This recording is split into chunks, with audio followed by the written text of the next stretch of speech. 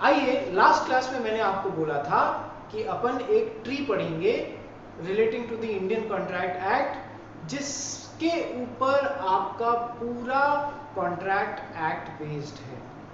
Now mind you students, a picture or a diagram is always better than 1,000 words। तो यदि आपने diagram, ये pictorial representation of the Indian contract act एकदम ध्यान से पढ़ लिया, याद कर लिया, तो आपको Indian contract act by heart tips पे लर्न हो जाएगा। बहुत छोटा सा ट्री है depicting the concepts, basic concepts of the Indian contract act. आइए नोट करना मेरे साथ में चालू कीजिए। हम शुरुआत में ऊपर से चालू करते हैं। What is a contract? What is a contract? Contract is an agreement which is enforceable by law। What is a contract? Contract is an agreement which is enforceable by law, या फिर हम उसको legally enforceable भी बोलते हैं। Detail में समझाऊंगा, एक बार नोट कीजिए, फिर हम इनकी साथ साथ में डिटेल्स भी डिस्कस करना चालू करते हैं। आइए, अब इस ट्री को हम लोग नीचे से स्टार्ट करते हैं। Offer plus acceptance. जब एक बंदा, अपन ने पढ़ा था, एक्स वाई को कुछ ऑफर दे रहा है और वाई उसे एक्सेप्ट कर रहा है। Yes, so root of every contract is offer and acceptance of that offer। so जब एक बंदे ने दूसरे को ऑफर दिया और दूसरे बंदे ने उस ऑफर को एक्सेप्ट किया, तो वो क्या बन जाता है? Promise.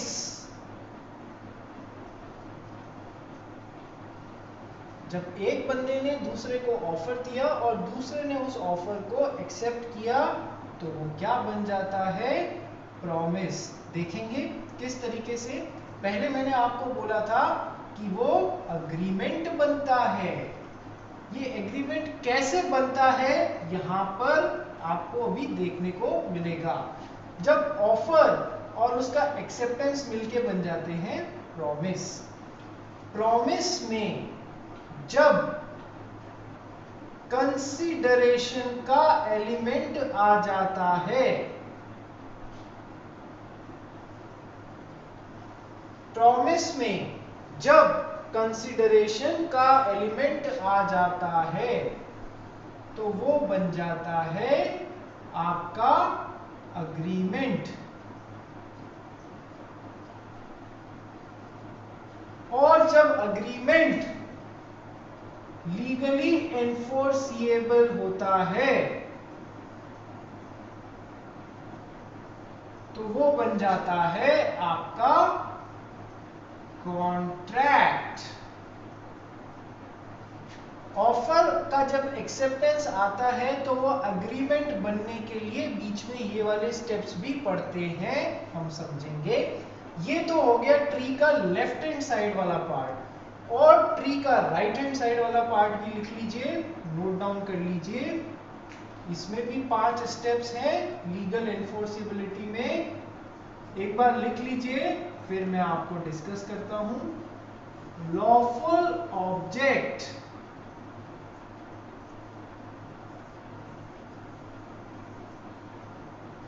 Second part lawful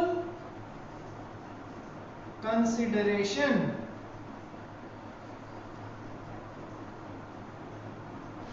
third part free consent, fourth part competency to contract,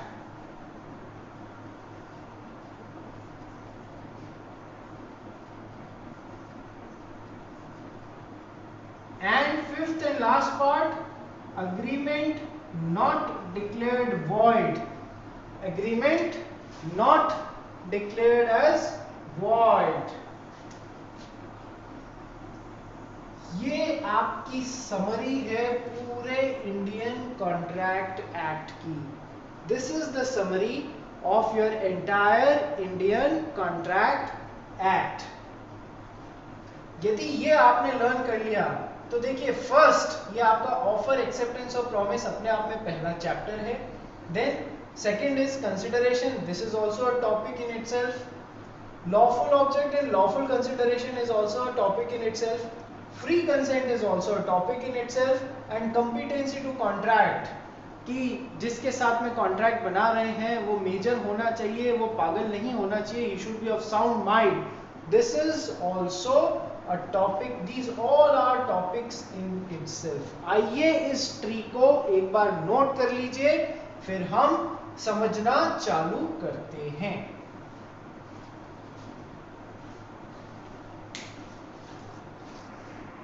students, चालू करते हैं। Contract is equals to agreement which is enforceable by law.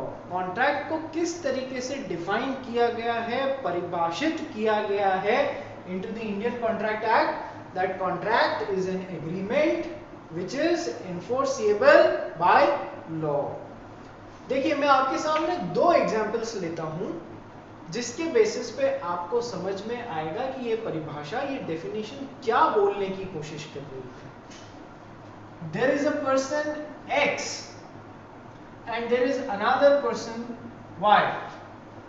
X ने Y को ऑफर दिया, क्या मैं आपका घर, क्या आप अपना घर मुझे 50 लाख रुपए में बेचेंगे? Y ने कहा yes, why not, I will sell my house to you in rupees 50 lakhs। तो बेटा, इन दोनों के बीच में कैसा अग्रीमेंट हो गया? इन दोनों के बीच में एक एग्रीमेंट हो गया। कैसा एग्रीमेंट हुआ?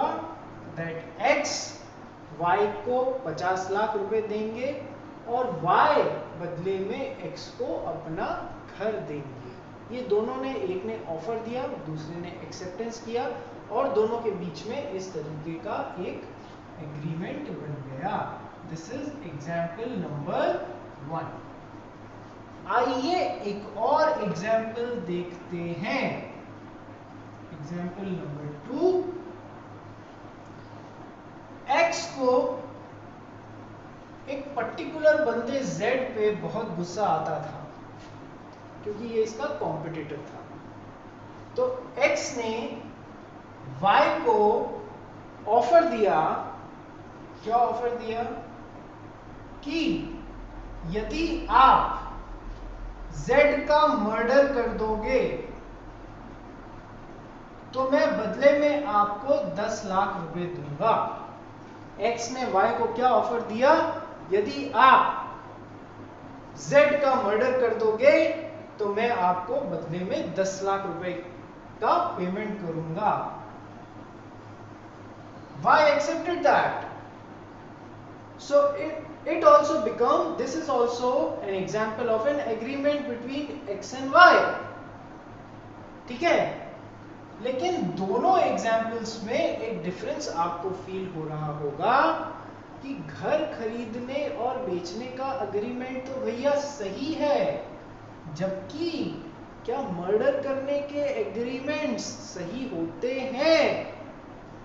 नहीं, मर्डर करने के एग्रीमेंट्स सही नहीं होते हैं। These are wrong in nature। ठीक है, अब एनफोर्सेबल बाय लॉ का मतलब समझिए। इनमें से एक भी पार्टी ने इस अग्रीमेंट में अपना ऑब्लिगेशन, जो वादा है, वो पूरा नहीं किया तो क्या दूसरी पार्टी उसके खिलाफ कोर्ट में जाके उसकी ड्यूटीज एनफोर्स करा सकती है या नहीं? उससे उसका वादा पूरा करा सकती है या नहीं? पहले वाले केस में यदि X ने Y को 50 लाख रुपए दे दिए और Y घर उसके नाम करने में आनाकानी कर रहा है, अपन देखते हैं ना रजिस्ट्री होती है बाकायदा, घर उसके नाम करने में आनाकानी कर रहा है, तो फिर उस केस में इन दोनों के बीच में ये जो अग्रीमेंट नंबर 1 है, क्या एक्स वाई से वो घर अपने नाम कराने के लिए कोर्ट में वाई के खिलाफ केस कर सकता है? बिल्कुल कर सकता है। यानी कि ये अपने राइट्स या इस एग्रीमेंट को लॉ में एनफोर्स करा सकता है या नहीं करा सकता है? बिल्कुल करा सकता है। So this is an example, this agreement का ये वाला एग्जांपल इज बाकायदा एनफोर्सेबल बाय लॉ और नॉट। यानी कि X ने यदि Y को 50 लाख का पेमेंट कर दिया है और Y घर उसके नाम नहीं कर रहा है, या फिर अपोजिट भी हो सकता है, Y ने X के घर, X को अपना घर पहले ही नाम करा दिया, उसकी रजिस्ट्री करा दी, लेकिन X ने अभी तक 50 लाख रुपए का पेमेंट यहाँ पर नहीं किया है, तो इसका राइट बनता है या नहीं? ये इस एग्रीमेंट में X के ऑब्लिगेशंस या फिर इस एग्रीमेंट को एनफोर्स कराने के लिए कोर्ट का दरवाजा खटखटा सकता है। So this is an example of agreement which is enforceable by law. आया समझ में पहला एग्जाम्पल? जबकि दूसरे एग्जाम्पल को देखने की कोशिश कीजिए। X और Y के बीच में मर्डर करने के लिए कोई एग्रीमेंट हो रहा था किसी थर्ड पार्टी के मर्डर करने का, ठीक है? एग्रीमेंट तो हुआ इनके बीच में, लेकिन यदि Y ने Z का मर्डर कर दिया और बाद में X ने उसे पैसे देने से मना कर दिया, तो क्या Y X के खिलाफ इस एग्रीमेंट को एनफोर्स कराने के लिए कोर्ट में जाएगा? जा सकता है। क्या ये वाला एग्रीमेंट कोर्ट में एनफोर्सेबल हो सकता है? आप खुद सोचिए। कोर्ट Y को बोलेगा भैया एग्रीमेंट एनफोर्स कराने की बात तो दूर की बात है, पहले आप साइड में आ जाइए जेल में, क्योंकि आपने किसी का मर्डर कर दिया है। आई बात समझ में? तो क्या ये वाला agreement, this example 2 that is agreement number 2, is it enforceable by law? नहीं। तो हमने दो तरीके के एग्जांपल्स देखे बेटा, जहां पर एक एग्रीमेंट घर खरीदने और बेचने का पूरी तरीके से सही है और उसे कोर्ट में या लॉ में कहीं पर मना भी नहीं किया गया है इस तरीके के एग्रीमेंट बनाने का।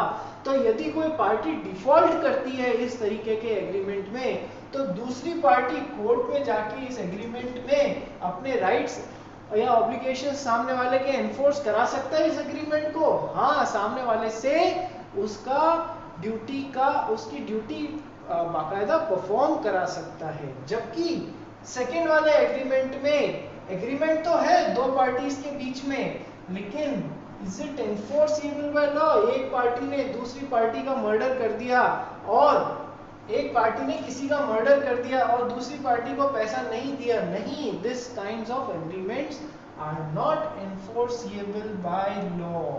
तो कॉन्ट्रैक्ट का मतलब है ऐसे एग्रीमेंट्स जो कि एनफोर्सेबल बाय लॉ है, उन्हें हम क्या बोलते हैं? उन्हें हम कॉन्ट्रैक्ट बोलते हैं। तो फॉर्मूला क्या बन गया? Contract is an agreement which is legally enforceable और एनफोर्सेबल बाय लॉ। बेटा फंडा क्लियर हुआ या नहीं हुआ? सो ऐसे एग्रीमेंट तो बहुत तरीके के होते हैं, लेकिन ऐसे agreement which is enforceable by law, only those have the right to be called as a contract. आई बात समझ में? This is a valid example of a contract agreement which is contract, and this is an example of only an agreement। चूंकि agreement के साथ में ये वाला element गायब था इस सेकंड वाले एग्जाम्पल में, तो ये एग्रीमेंट ही बन के रह गया, ये कभी भी कॉन्ट्रैक्ट नहीं बन पाएगा। ये बात समझ में आई? Very basis, very crux of the Indian contract act, whatever you will be reading. तो ये बात बहुत ध्यान से समझ लीजिएगा, नोट कर लीजिएगा। आइए आगे आपको इससे रिलेटेड दो क्वेश्चंस बताता हूं।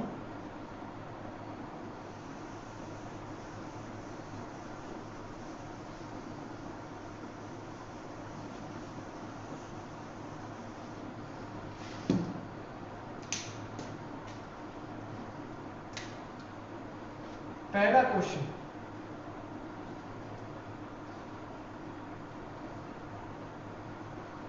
the term agreement is broader in term, broader मतलब दायरा, दायरा किसका बड़ा है, एग्रीमेंट ब्रॉडर है या फिर कॉन्ट्रैक्ट का दायरा बड़ा है, विच इज ब्रॉडर, अग्रीमेंट का दायरा बड़ा है या फिर कॉन्ट्रैक्ट का दायरा बड़ा है, सोच के बताइए, एग्रीमेंट का दायरा बड़ा होता है या फिर कॉन्ट्रैक्ट का दायरा बड़ा होता है। देखिए जो हमने लास्ट में घर खरीदने और बेचने का और मर्डर करने के जो दो एग्रीमेंट्स के एग्जाम्पल लिए थे, उनमें से एक एग्रीमेंट तो एनफोर्सिएबल बाय लॉ था घर खरीदने और बेचने का, वेयरएज मर्डर करने का agreement was not enforceable bye law. तो दुनिया में कितने ही लोग कितने सारे एग्रीमेंट्स बनाते होंगे, एग्रीमेंट 1, एग्रीमेंट 2, एग्रीमेंट 3, एग्रीमेंट 4, क्या हर एग्रीमेंट कॉन्ट्रैक्ट बन पाता है?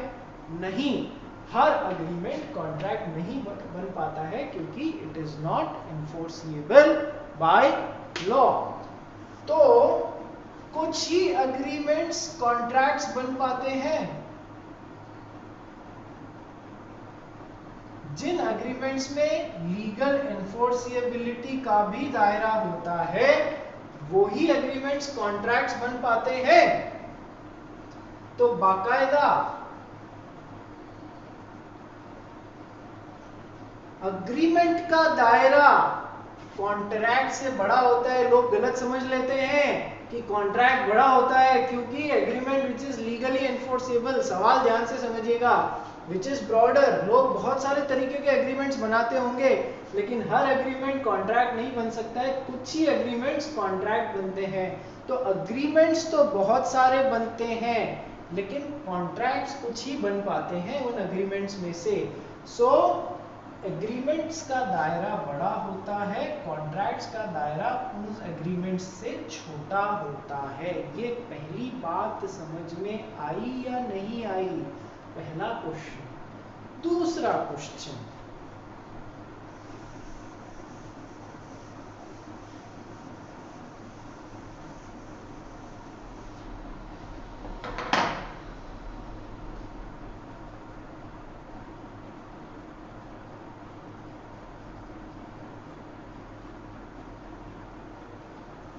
every contract is an agreement,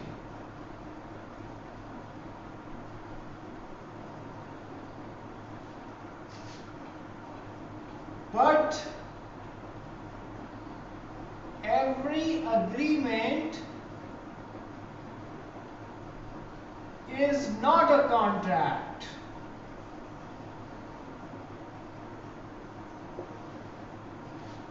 Explain. Every contract is an agreement. Every contract is an agreement. But every agreement is not a contract. मतलब समझ पाए इस क्वेश्चन का? हर कॉन्ट्रैक्ट एग्रीमेंट होता है। भैया कॉन्ट्रैक्ट तो तभी बनता है जब उसमें ये दोनों एलिमेंट्स प्रेजेंट हो, एग्रीमेंट भी हो और ऐसा agreement which is enforceable by law हो। सो हर कॉन्ट्रैक्ट वो बनेगा ही कॉन्ट्रैक्ट जब वो एग्रीमेंट लीगली एनफोर्सिएबल होगा।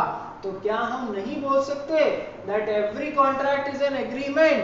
Yes, every contract is an agreement, but every agreement is not a contract. An agreement is not a contract if this element is missing. आया समझ में question क्या है? So every contract is an agreement, but every agreement is not a contract as this element might be missing in some of the agreements, so it doesn't have the capacity to become the contract. ये भी detail में हम लोग discuss करेंगे। Enforceability by law has been given under section 10 of the Indian Contract Act or contract की definition section 2H of the Indian contract act में दी गई है। मैंने आपको बताया था एक्ट में क्या बोलते हैं, सेक्शंस बोलते हैं, ठीक है। सो सेक्शन 10 में इसका आंसर आएगा that every agreement is a contract if it is enforceable by law. Enforceability की जो कंडीशंस बताई हुई हैं आपको, वो इधर उस हिसाब से सेक्शन 10 का सहारा लेते हुए हम आंसर बनाएंगे जो आपको डिस्कस करना होगा। अभी आपको बेसिक्स समझ में आ गए that every contract is an agreement, but every agreement is not a contract because this element might be missing in some of the agreements. Number 1. Number 2, कुछ agreements का दायरा हमेशा contract से बड़ा होता है। क्या मैं ये नहीं बोल सकता that contract is a subset of agreement? Set और सबसेट पढ़े हैं मैथमेटिक्स में, तो क्या हम ये नहीं बोल सकते that contract is a subset of the agreement? Pictorially ज्यादा अच्छे से समझ में आएगा। कुछ ही तरीके के एग्रीमेंट्स को कॉन्ट्रैक्ट बोला जाता है, जबकि बाकी तरीके के एग्रीमेंट्स को कॉन्ट्रैक्ट नहीं बोला जाता है। नोट कर लीजिए प्लीज।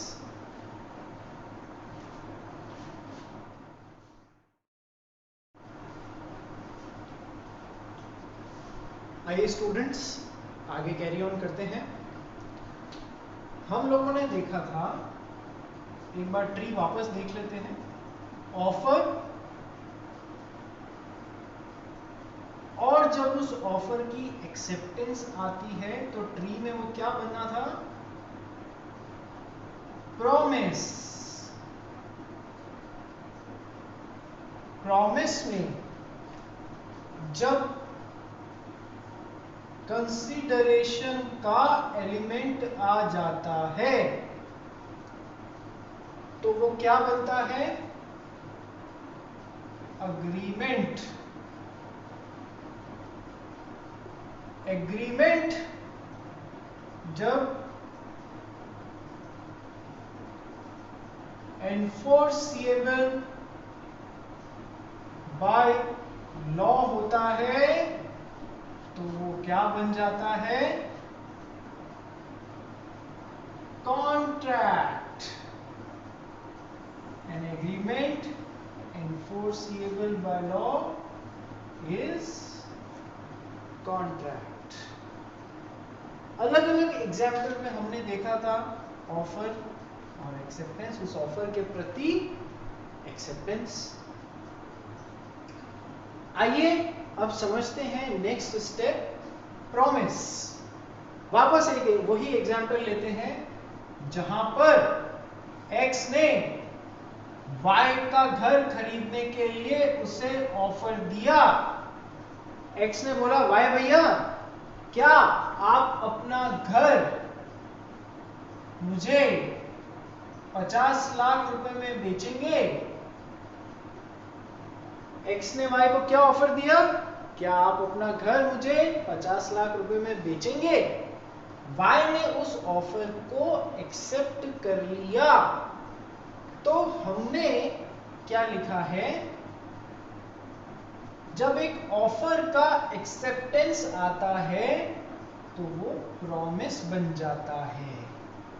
आइए समझते हैं ये प्रॉमिस कैसे बन रहा है, और एक्चुअली एक अकेला नहीं बट सेट ऑफ 2 प्रॉमिसेस बन रहा है। कैसे?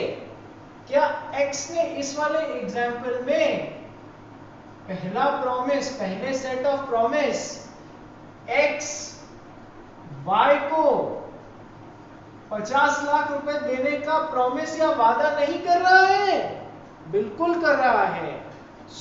जैसे ही ऑफर का एक्सेप्टेंस आया, वाई ने एक्स के ऑफर के प्रति अपना एक्सेप्टेंस दिखाया, तो प्रॉमिस कैसे बना, एक्स तो वाई को 50 लाख रुपए देने का वादा कर रहा है और वाई एक्स को अपना घर देने का वादा कर रहा है या नहीं कर रहा है? So this is the example of promise number 1 and this is the example of promise number 2।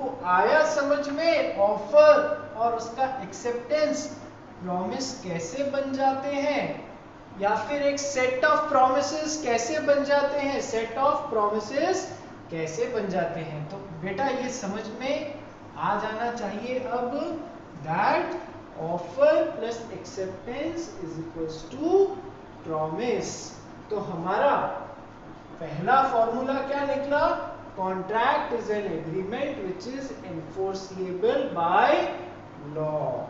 Second formula क्या निकला, offer plus acceptance is equals to promise और सेट ऑफ टू प्रॉमिसेस। यहां से समझ में आ गया इस एग्जांपल से, जब x के ऑफर के लिए y ने एक्सेप्टेंस दिया अपना, ठीक है मुझे आपका ऑफर मंजूर है, तो it became promise rather set of two promises, जहां पर पहला प्रॉमिस क्या हुआ, x y को 50 लाख रुपए देगा ऐसा वादा कर रहा है, और y x को अपना घर देगा ऐसा वादा कर रहा है।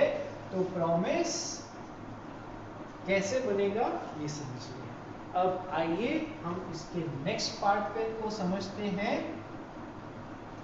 जब प्रॉमिस में कंसीडरेशन का एलिमेंट भी आ जाता है तब कहीं वो जाकर अग्रीमेंट बनता है। जब प्रॉमिस में कंसीडरेशन का एलिमेंट भी आके जुड़ जाता है तब वो प्रॉमिस अग्रीमेंट बन जाता है। कंसीडरेशन का क्या मतलब है, कंसीडरेशन का ये जो शब्द है इसको समझना है तो इसके संबंध में कही गई बात को समझिए। Something in return, something in return, consideration is based on the premise of something in return। इसे लैटिन भाषा में क्विड प्रो क्यू भी बोला जाता है, क्विड प्रो क्यू भी बोला जाता है, जिसका मतलब होता है something in return which is money or money equivalent, which is money or money equivalent having some value, something in return which is money or money equivalent having some value in the eyes of law। ये अलग से पूरा एक topic है, detail में वहां पर पढ़ेंगे, अभी इंट्रोडक्शन करा रहा हूं आपका बस कंसिडरेशन शब्द से। कंसिडरेशन दोनों ही पार्टीज को कुछ न कुछ कंसिडरेशन मिलना चाहिए। क्यों मिलना चाहिए, क्योंकि वो भी तो सामने वाली पार्टी को कुछ प्रॉमिस कर रही है, कुछ करने का या देने का प्रॉमिस कर रही है, तो क्या उन्हें बदले में वापस कुछ मिलना चाहिए या नहीं चाहिए, समथिंग इन रिटर्न मिलना चाहिए या नहीं चाहिए। That is the meaning of consideration. जब x y को 50 लाख रुपए देने का वादा करता है तो उसे बदले में क्या कंसिडरेशन मिल रहा है, घर। और जब y x को अपना घर देने का वादा कर रहा है तो उससे बदले में क्या कंसिडरेशन मिल रहा है, 50 लाख रुपए। आया कंसिडरेशन का मतलब, दैट एक पार्टी ने दूसरी पार्टी को जब कुछ प्रॉमिस किया है तो उसे उस प्रॉमिस के बदले में कुछ कंसिडरेशन मिलना चाहिए या नहीं चाहिए। दोनों ही पार्टीज या दो से अधिक पार्टीज हैं तो हर पार्टी के लिए कॉन्ट्रैक्ट जो बना रही है उसके लिए कुछ कंसिडरेशन होना चाहिए अंडर द कॉन्ट्रैक्ट, यानी कि उसे बदले में कुछ मिलना चाहिए। he should get something in return. Return of what? In return of making his promise to the other party, उसे बदले में कुछ मिलना चाहिए. हम कंसिडरेशन को मनी या मनी इक्विवेलेंट भी माना जाता है, जैसे कि x y को मनी दे रहा है और y बदले में x को अपना घर दे रहा है, which is money equivalent, which should have some value in the eyes of law, जिसकी कानून की नजरों में कुछ वैल्यू है. ठीक है, तो ज्यादा डिटेल्स हम सारे कंसिडरेशन के चैप्टर में या टॉपिक में पढ़ेंगे. अभी के लिए ये मेरे हिसाब से आपको समझ में आ गया होगा दैट ऑफर और एक्सेप्टेंस, जैसे ही ऑफर और उसका एक्सेप्टेंस हुआ वो प्रॉमिस बनता है. और हिडन बात क्या है? Actually it is a set of 2 promises. और जब प्रॉमिस में कंसिडरेशन का एलिमेंट आके जुड़ जाता है, यानी कि मैंने आपसे कुछ प्रॉमिस किया कुछ देने का या करने का, तो बदले में मुझे भी तो कुछ मिलना चाहिए. ये समथिंग इन रिटर्न को बोलते हैं कंसिडरेशन. ठीक है बेटा. और जब ऑफर प्लस एक्सेप्टेंस प्रॉमिस, ये हमारा एक फॉर्मूला, प्रॉमिस प्लस कंसिडरेशन क्या बना देता है? एक्स और वाई के बीच में एक अग्रीमेंट बना देता है. तो हमारा तीसरा फॉर्मूला क्या हो गया? Agreement is equals to promise plus consideration. Note कीजिए, agreement is equals to promise plus consideration. ये हो गया हमारा तीसरा फॉर्मूला. पहला formula, contract is an agreement which is enforceable by law. So contract is equals to agreement plus enforceability by law. Second, offer plus acceptance makes promise. छुपी हुई बात, set of 2 promises. और जब प्रॉमिस में consideration का element आके मिल जाता है तो वो क्या बन जाता है? Agreement. So agreement is equals to promise plus consideration is our third number formula. अब समझ में आया मैं ऑफर और एक्सेप्टेंस को क्यों अग्रीमेंट बोल रहा था. एक्चुअली लीगली क्या सही होगा? Offer plus acceptance is promise, but हम उससे किस रास्ते पे पहुंच रहे? एग्रीमेंट ये रास्ते पे. तो आपको तो यही लिखना है offer plus acceptance is promise, लेकिन आगे चीजें कनेक्ट कैसे हो रही हैं, क्या आपको ये समझ में आया? सो offer plus acceptance makes promise, set of 2 promises. Promise plus consideration, it makes agreement. It is an agreement between these 2 parties. अब चूंकि घर खरीदने और बेचने का अग्रीमेंट है भैया, तो क्या कानून में कहीं मना किया गया है? नहीं, मना नहीं किया गया है.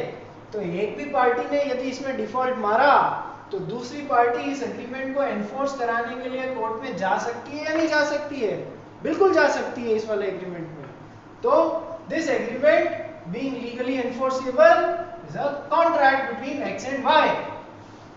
क्लियर हुआ ट्री का लेफ्ट पार्ट या नहीं?